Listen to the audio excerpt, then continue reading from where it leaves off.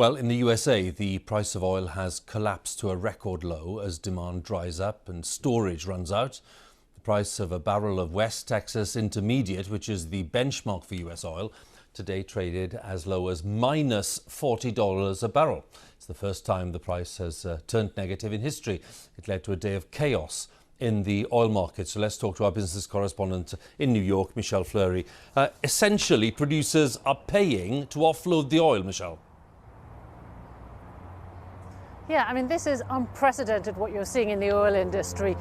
Chaos that hasn't existed as far back as people have been recording the price of oil. Now, what has happened is that with all of us staying home, not driving around, not getting on planes, demand has essentially vanished. The result, around the world, there is too much crude oil. And so today what we saw is a drop in the price of a key US benchmark, West Texas Intermediate, to below zero. Again, this has never been seen before.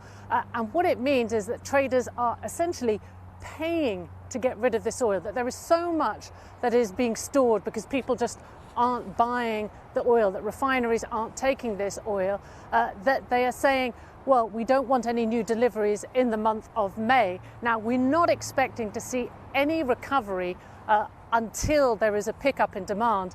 And of course, that will depend on how this health crisis unfolds.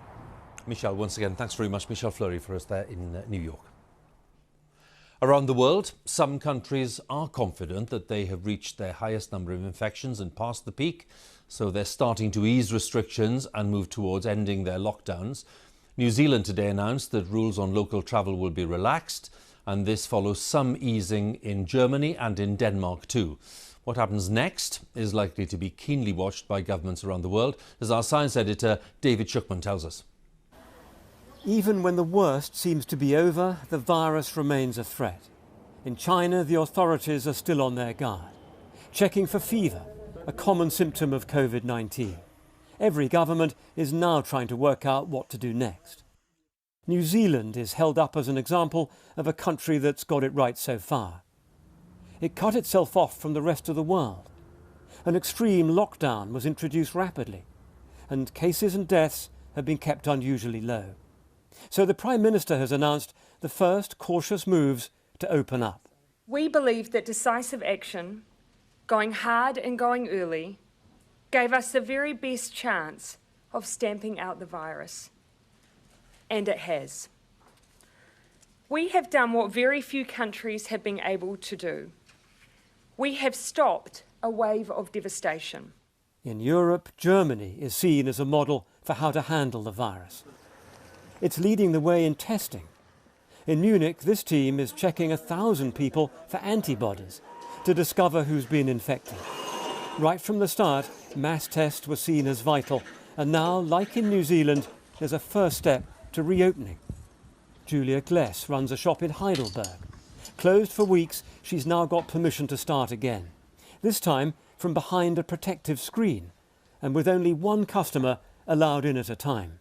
Do you think it's the right time in Germany for shops like yours to reopen? Yes, I think so, because if we couldn't do that, it would be very, very difficult to exist. It's maybe more important for the small businesses. But what's happening in Japan shows the risk of easing measures too soon. Controls were introduced, but then relaxed, only for cases to rise sharply again.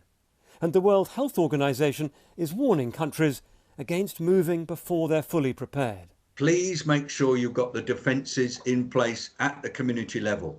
Please make sure that everybody knows that what their responsibility is. Please make sure that older people are given special care and attention. Please make sure that hospitals are got ready. Japan's hospitals are now struggling. They're short of personal protective equipment. The government there is accused of assuming they'd got the outbreak under control. David Schuckman, BBC News. Well, the Prime Minister is still at his country residence, Chequers, recovering from the effects of coronavirus.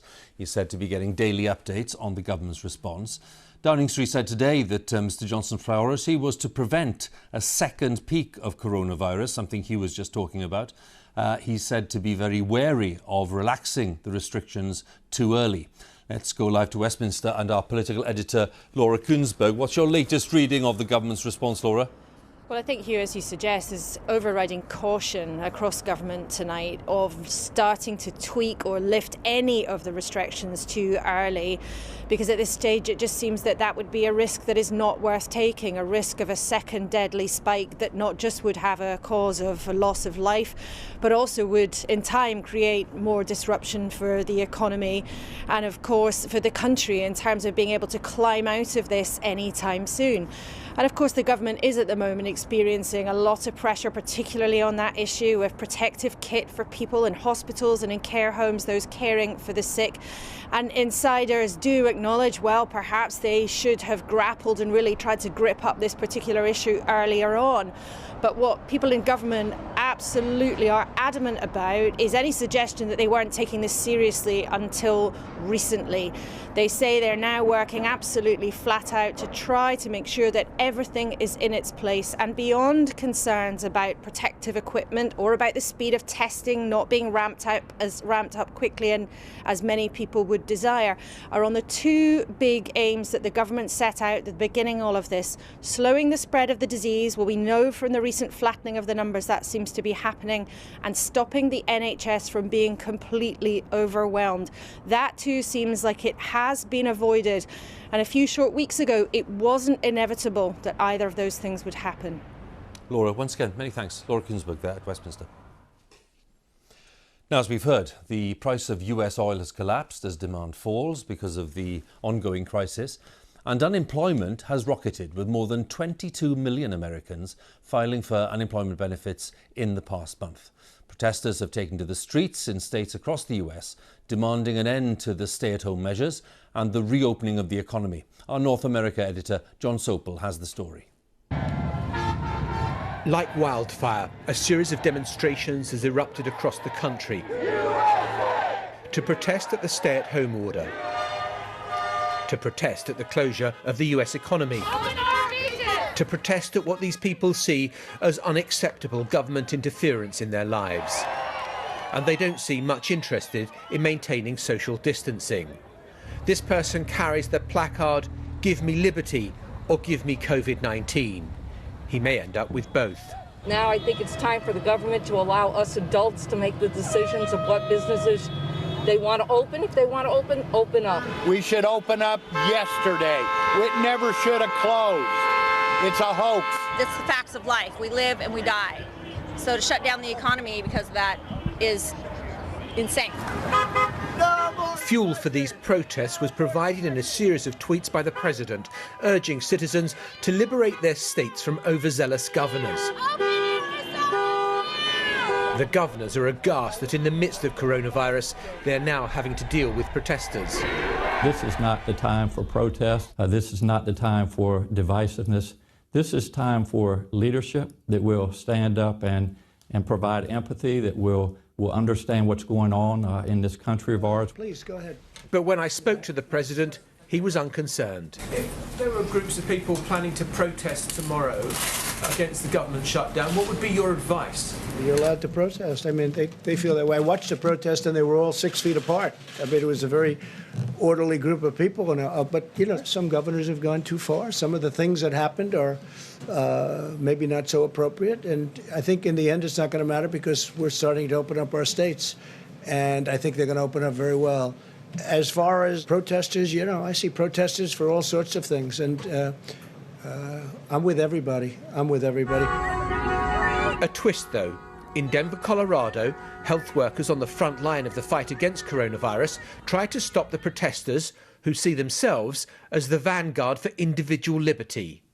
4 weeks of lockdown and tensions are building. John Sopel, BBC News, Washington.